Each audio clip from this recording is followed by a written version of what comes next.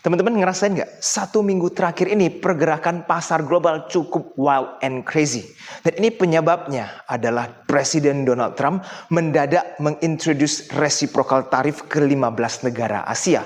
Dan tarifnya nggak main-main ya, bukan cuma 5-10%, melainkan ada yang 30-40% dan mendadak diberlakukan di bulan April. Kalau kita pelajari dari kronologinya, ini ada cukup ekstrim yang terjadi di balik layar. Coba kita lihat, satu hari mendadak dia introduce tarif puluhan persen, lalu market mendengarkan hal itu semuanya longsor, bahkan longsornya juga 5-10% teman-teman. Lalu besok paginya mendadak ada tekanan rebound nih teman-teman, karena muncul sebuah berita bahwa ternyata dengar-dengar akan ditunda, ya kan? Lalu market Amerika dari yang minus sekian persen mendadak jadi plus. Lalu teman-teman, dalam hitungan jam setelah berita itu muncul berita lagi yang baru menunjukkan bahwa itu cuma hoax, bahwa tidak ada penundaan tarif. Itu market langsung terjun bebas lagi dalam hari yang sama ya. Nah lalu keesokan harinya mendadak muncul lagi 90 hari ditunda. Nah kalau menurut saya ini kan cukup gila ya teman-teman. Sebuah statement bisa menghancurkan pasar modal global, bukan satu saham, bukan satu indeks, tapi seluruh indeks dunia bisa habis semua dalam satu kalimat introduce reciprocal tarif. That is how strong the US President is ya teman-teman. Satu sabdanya hancur semua market. Lalu kalau ada berita bagus, mendadak semuanya rebound. Jadi memang pergerakan market di global cukup wild and crazy 1 minggu terakhir ini. Tetapi itu tidak terjadi hanya di pasar modal ya teman-teman, bahkan di emas yang kita selama ini anggap safe haven, yang gerakannya juga stabil, itu bisa dari all time high longsor cukup dalam ya sampai 3.000 troy per ounce, tiba-tiba sekarang mulai rebound lagi, dan itu semua karena berita tarif. Dan teman-teman bayangkan, Prime Ministernya Singapura itu sampai bikin sebuah speech yang sangat urgent saya lihat ya, karena mendadak muncul di YouTube mengingatkan masyarakatnya. Dia mengatakan bahwa jika trade war ini terus-terusan berlangsung dengan jangka waktu yang panjang, maka ekonomi global bisa dalam masalah. Jadi teman-teman jangan ada yang anggap remeh hal ini. Dalam kondisi per video ini dibuat, kita sudah mendapatkan postpone atau penundaan tarif selama 90 hari. Jadi negara ini bisa bernegosiasi. Nah tetapi teman-teman, negara China justru dikenakan tarif paling tinggi. Nah kalau kita lihat historinya, ini sebenarnya agak ekstrim ya. Dari bulan Februari diintroduce tarif, bulan Maret langsung tarifnya naik, bulan April naiknya sampai 3 kali. Coba kita lihat dari grafik ini teman-teman, US naik, China naik, US naik, China naik, US naik. Jadi bagaimana China bisa masukin barang ke US dengan tarif setinggi itu? Dan US juga udah kesulitan pastinya untuk memasukin barang ke China karena kena tarif sampai 125%. Kebayang nggak para eksportir yang lagi kepingin ekspor barang mendadak kena tarif yang berlakukannya dalam hitungan hari ya. Mereka harus bagaimana persiapkannya, itu pasti banyak orderan yang tiba-tiba batal. Karena teman-teman beli dengan harga seperti itu, belum tentu barangnya bisa dijual karena daya beli global masih sangat rendah. Jadi ini sesuatu yang sangat serius ya. Nah kalau kita pelajari ke dalam lebih detail, ini dampaknya sebenarnya cukup fatal untuk seluruh dunia. Kenapa? Kalau China seumpamanya ini terus ekspor barang ke US, sekarang harus berhenti karena kena tarif yang tidak masuk akal 140% lebih. Kira-kira barang ini bagaimana? Kan nggak akan hilang. Belum lagi teman-teman tahu, semakin lama tidak ada kejelasan, tarifnya tidak turun, barang-barang yang ngantri di pelabuhan, siapa yang kerja di pelabuhan pasti tahu, biaya demurrage itu mengerikan sekali, jalan terus. Lalu barang kalau nggak jadi dikirim, nyangkut begitu, nasibnya bagaimana? Keluar terus kan biaya. Lalu teman-teman, kita nggak usah bahas tentang pelayarannya deh. Perusahaan eksportirnya itu pasti harus cari market baru kalau dia nggak bisa masuk ke negara tujuan asal mereka. Jadi yang awalnya nih China mau masukin ke US, sekarang harus cari negara lain kan, karena udah nggak mampu nih jualan di US dengan tarif yang tidak masuk akal itu. Nah kalau nanti dia masuk ke negara Asia lainnya dan termasuk Indonesia, kebayang nggak persaingan di Indonesia nanti seperti apa kalau barang banjir dari China masuk ke negara Indonesia? Karena mereka harus bertahan hidup kan, yang awalnya bisa ekspor ke Amerika sekarang harus cari negara lain untuk dieksporkan. Dan kalau kita lihat dari data, untuk angka ekspor China ke US itu cuma sekitar 3% GDP ya. Artinya angkanya tidak terlalu masif tetapi tidak bisa dianggap remeh. Kenapa? Karena ada 10-20 juta pekerja yang bergerak di industri ekspor khusus untuk Amerika. Jadi kalau nanti eksportir itu bermasalah akan masuknya ke PHK. Dan kalau banyak yang PHK nanti makin banyak lagi orang China atau orang Tiongkok yang bisa masuk ke Indonesia untuk mencari kesempatan bekerja. Karena di sana ekonominya juga tidak baik-baik saja, teman-teman. Oke, sekarang kita masuk skupnya ke Indonesia. Apa saja nih dampaknya?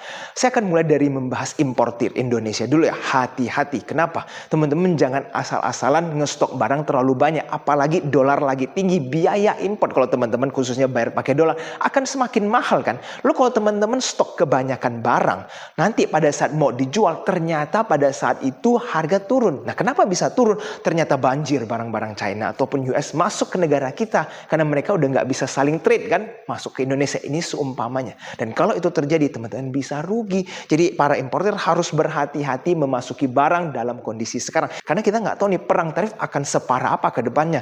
Dan ingat, kita hanya ada waktu 90 hari. Setelah itu tarifnya mungkin akan berjalan semua bagi negara-negara yang tidak bisa memberikan negosiasi yang cukup menarik untuk Donald Trump. Jadi teman-teman, pesan saya untuk para importer harus melangkah lebih hati-hati lagi. Nah, teman-teman, kalau kita lanjut membahas tentang kondisi Indonesia, pasti kita akan membahas tentang program pemerintah. Nah, kalau kita lihat di 1 minggu terakhir ini, udah muncul lagi nih, ada 2 program baru, teman-teman. Nah, yang pertama apa? Kalau kita lihat dari video klip ini. Menteri Perdagangan, nggak usah ada kota, apalagi semua, nggak ada kota. Siapa mau impor daging, silakan, siapa aja boleh import. Saudara-saudara, mau impor apa, silakan, buka aja. Rakyat kita juga pandai kok, ya kan? Ini menunjukkan bahwa pemerintahan kita kepingin buka keran impor dengan bebas. Dihimbau untuk bisa mengimpor sepuas-puasnya, kalau bisa kuota ditiadakan. Nah, ini kan membuat sebuah peluang kelihatannya ya. Importlah sepuas-puasnya. Teman-teman yang nggak ngerti import, belajarlah untuk import barang. Karena teman-teman dikasih kesempatan oleh pemerintah untuk melakukan importir. Jadi kalau saya lihat ya, ada sedikit peluang buat teman-teman manfaatkan kesempatan ini untuk mengimpor barang. Tapi dampaknya ya pasti persaingan lokal akan semakin parah. Manufakturer yang ada di Indonesia akan semakin parah jika bersaing dengan barang-barang import yang tidak terkontrol. Lalu program kedua apa, teman-teman? Pemerintahan kita akan menampung 1.000 korban perang di Gaza. Mereka ingin dievakuasi ke Indonesia, kami siap akan kirim pesawat-pesawat untuk mengangkut mereka. Kita memperkirakan mungkin jumlahnya sekitar 1.000 untuk gelombang pertama. Ya, jadi dalam 1 minggu ini ada 2 program baru. Nah, jadi teman-teman, dengan tambahan 2 program ini, saya kepingin list nih, sebagian besar apa saja program pemerintah yang sudah dijanjikan dari awal pemerintahan sampai di bulan April ini. Mari kita lihat beberapa program besar yang dijanjikan. Ada makan bergizi gratis MBG yang sudah berjalan, tapi banyak yang dimodifikasi seiring waktu berjalan. Saya tidak tahu nanti sampai akhir tahun wujudnya akan seperti apa. Program kedua adalah swasembada pangan, karena Pak Presiden kepingin Indonesia bisa mandiri untuk bahan pangan. Nah, itu biayanya cukup besar, mulai dari impor sapi ya dan lain-lain agar bisa memproduksi susu di dalam negeri, dan itu semua butuh biaya. Nah, kita lanjut program ketiga, teman-teman. Ada 3 juta rumah. Itu juga butuh biaya. Program keempat, ada Koperasi Merah Putih yang akhir-akhir ini baru diinfokan butuh dana sampai 400 triliun untuk jalan. Dan 400 triliun dananya tidak main-main ya teman-teman untuk koperasi ini. Dan program kelima ada Danantara. Ini sudah jalan ya kan. Tapi ini baru permulaan teman-teman. Uangnya juga sekarang lagi proses masuk. Dan ini harus dimonitor. Karena kalau Danantara udah ada tanpa dimonitor ketat, bisa-bisa hancur investasi di Indonesia. Karena dananya tidak dikelola dengan baik. Jadi program kelima ini butuh fokus yang sangat besar. Karena uangnya begitu besar yang bergerak di Danantara. Program ke-6 teman-teman, ada GovTech yang dimana ditargetkan di 17 Agustus sudah bisa jalan. Dan GovTech ini kan ingin meningkatkan pelayanan publik ke masyarakat. Nah, kalau kita lihat ini membutuhkan dana dan juga effort yang cukup besar. Kenapa? Dan kita belajar dari Cortex yang sebelumnya, karena dikejar target untuk bisa cepat running, akhirnya banyak problem, banyak perusahaan yang tertunda bayar pajaknya gara-gara Cortex loading aja bisa macet dan akhirnya terus dibenahi. Nah, GovTech ini berarti tidak gampang juga karena butuh resource yang banyak dan butuh effort yang cukup besar, dan ini harus selesai di 17 Agustus. Kita lanjut lagi program yang berikutnya, tampung refugee teman-teman. 1.000 korban perang Gaza ini kalau kita memang menerima, itu harus diberikan tempat yang layak. Ya kan, nggak bisa kita main asal terima orang, lalu dibiarkan begitu saja. Pasti harus ada biaya untuk makan, ya, tempat tinggal, dan lain-lain. Dan saya tidak tahu itu akan ambil dana dari mana lagi. Dan yang terakhir teman-teman, yaitu adalah keran impor dibuka sepuas-puasnya. Dan sepertinya ini cukup kontradik dengan swasembada pangan. Karena awalnya pemerintah kan ingin swasembada pangan supaya bisa berjalan dengan mandiri. Tapi sekarang kalau kita mulai mengimpor tanpa ada kuota dan juga bisa sebanyak-banyaknya, artinya kita mau fokus kemana nih? Apakah kita mau fokus ke swasembada atau kita cari jalan cepat, import barang murah? Nah, kita agak kepecah, tapi program itu semua is on the table. Nah, di video kali ini saya ingin teman-teman itu juga bersuara menyampaikan kira-kira program mana yang sebaiknya dijalankan duluan. Jangan teman-teman juga cuma kritik ya. Karena kalau saya lihat, masyarakat itu yang cuma mengkritik tanpa memberikan solusi yang tepat atau memberikan masukan ke pemerintah yang nggak ada hasilnya. Akhirnya cuma berujung kritik, ya banyak ngoceh-ngoceh dan tidak ada perubahan sama sekali. Jadi dari begitu banyak program pemerintah nih, teman-teman boleh tulis di kolom komentar di bawah. Kira-kira mau prioritaskan program yang mana dulu nih, supaya pemerintahan kita juga bisa mendengar suara masyarakat. Karena di video akhir-akhir ini saya lihat ada nih muncul kata Pak Prabowo, presiden kita ingin berdialog lebih baik lagi. Karena sebelumnya mungkin dari sisi berdialog dengan masyarakat atau berkomunikasi dengan masyarakat itu agak kurang. Kemarin saya sadar beberapa minggu lalu sudah mulai sadar bahwa komunikasi dari pemerintah yang saya pimpin memang agak kurang, dan itu adalah tanggung jawab saya. Dan dia ingin tingkatkan lagi, dan ini sangat baik ya teman-teman. Jika pemerintah ingin mendengarkan suara masyarakat, itu sesuatu yang harus kita respect dan kita terima. Makanya teman-teman, keluarkanlah suara untuk memberikan pendapat-pendapat teman-teman. Siapa tahu ini mempermudah pemerintah untuk memfokuskan atau memprioritaskan program mana yang harus diselesaikan duluan. Karena kalau nanti sampai akhir tahun programnya makin banyak, duit dari mana? Dan bagaimana mau memonitor semua ini bisa berjalan dengan baik?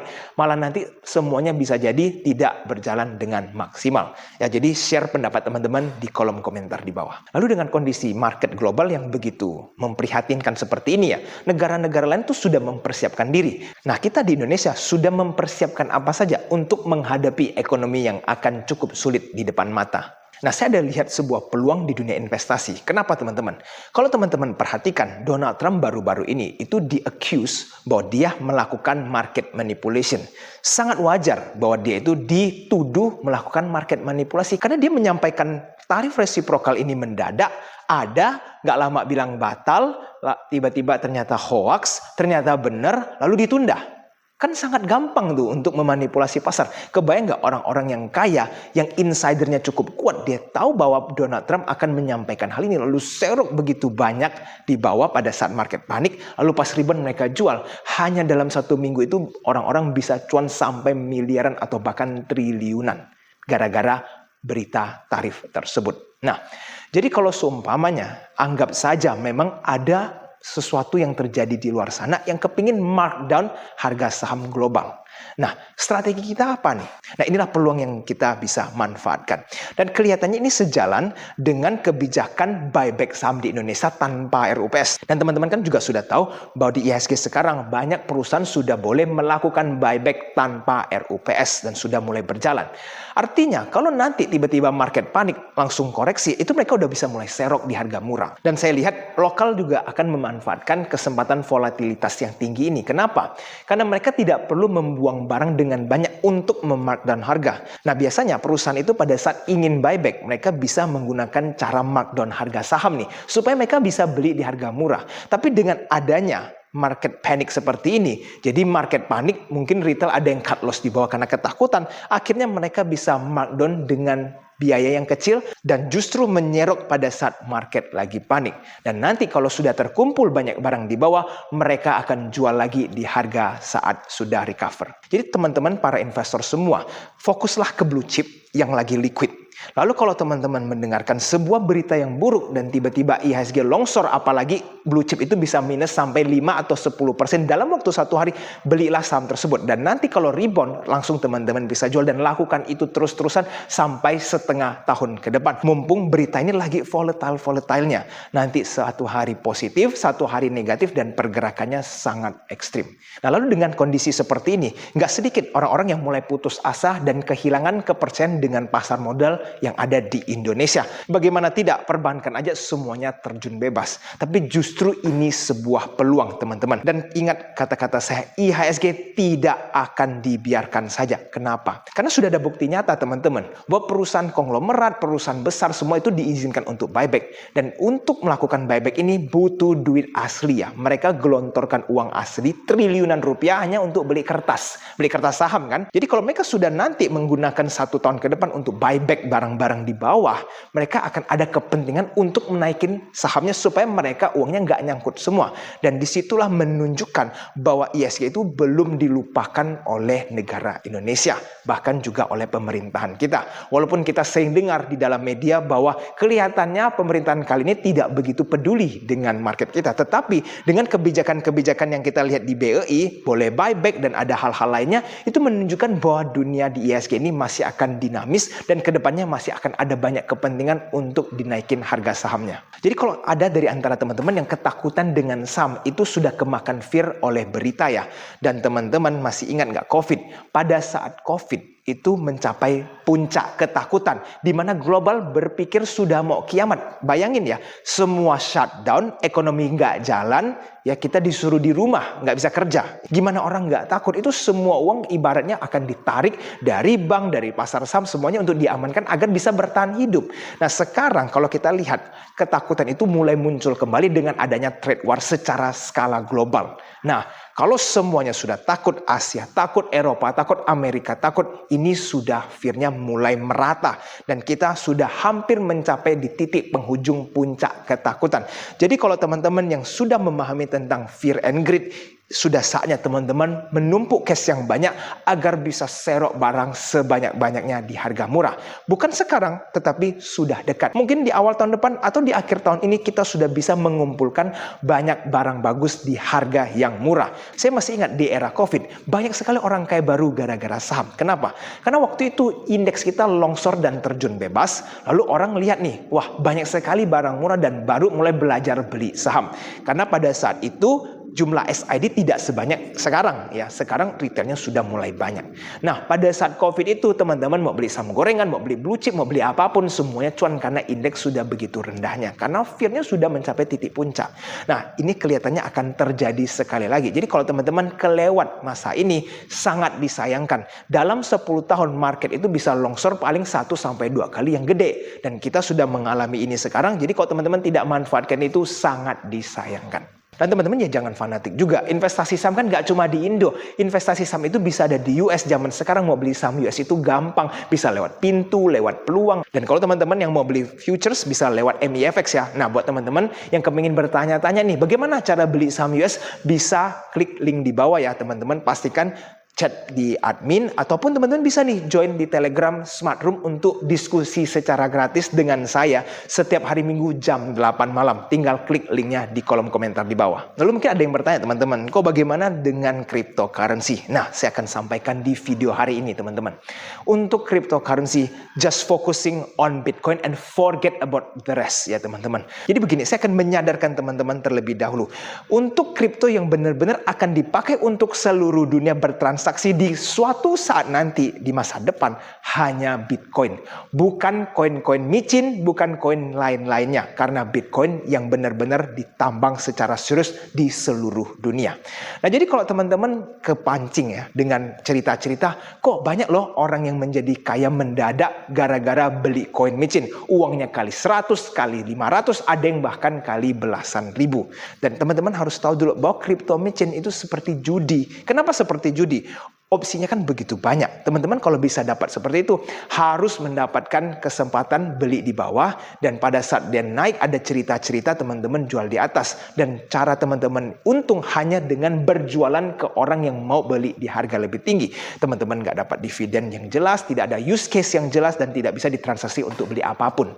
Nah, itulah sifat koin micin.